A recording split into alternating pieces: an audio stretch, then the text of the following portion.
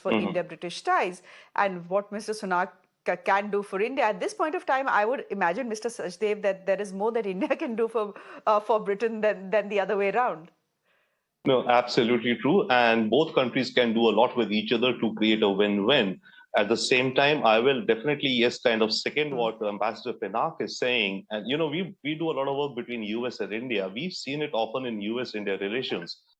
Like, Richard Verma, the US ambassador to India, was Indian origin guy, right?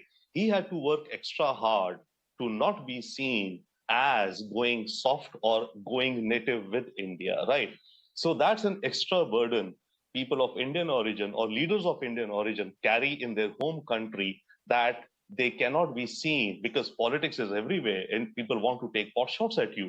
So you want to make extra sure and be extra rigorous that your actions are not seen as being quote unquote soft or tilting over to the other side. So that's one.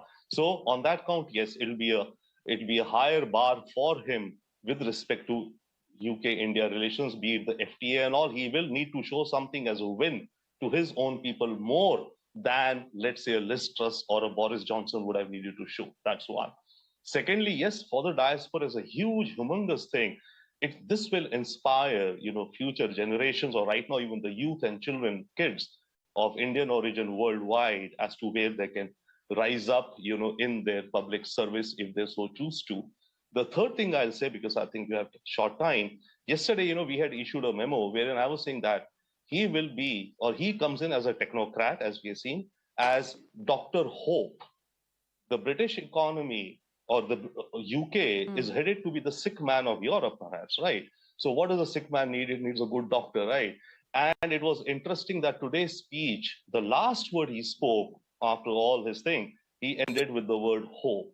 So he is Dr. Hope for the UK, but how much can he deliver? The jury is out. He does not have much leeway if you look at the numbers and the reality of the world economy out there. And, the irony is that he is facing an economic meltdown due to something to which he contributed.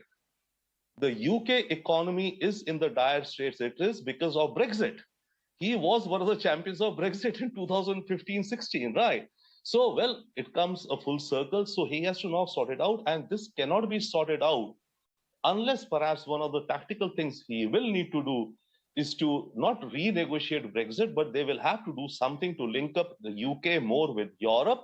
Otherwise, the problems that the UK is facing will not be solved. And of course, then there are issues of, all other issues, energy and, cutting on public spending and how much of debt, etc. So all of that is out there. So he has a tough job ahead, but he's Dr. Hope as of today.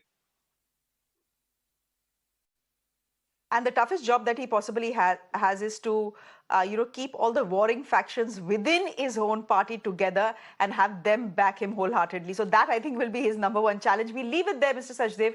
Thank you very much for joining us. Mr. Chakravarti, good to have you on this quick chat. And Dr. Kumar, thank you very much for joining us as well. With that, it's a wrap from me. Thanks very much for watching.